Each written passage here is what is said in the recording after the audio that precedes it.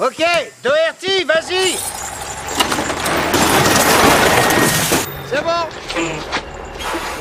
Dans quel cas il vaut mieux soulever la remorque au lieu de crever les pneus?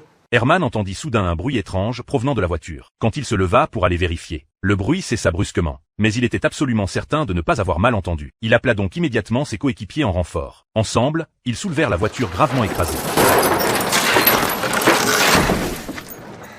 Mais il n'y avait personne à l'intérieur. Herman souleva la couverture sur la banquette arrière et découvrit avec stupeur un petit garçon allongé en dessous. Cette scène lui serra le cœur. Herman s'empressa de demander au garçon s'il était blessé. Mais le garçon était trop faible. Il n'avait même pas la force de répondre. Herman appela immédiatement le centre de dispatch pour demander une ambulance. Puis il fixa délicatement une minerve au garçon. Ils installèrent le garçon sur un brancard et le transportèrent lentement vers une zone sécurisée. Une fois le garçon bien installé, Herman rappela le centre de dispatch. Je peux avoir une estimation de l'heure d'arrivée de l'ambulance? L'ambulance A du proche est à 15 minutes.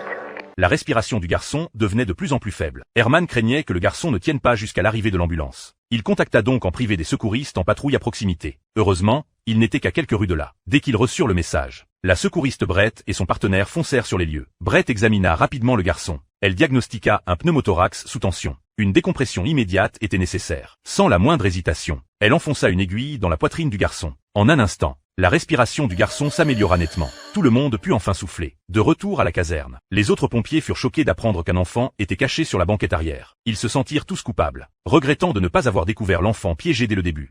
Putain! Et même là, c'est uniquement Herman qui a entendu ses pleurs. Moi, j'ai rien entendu.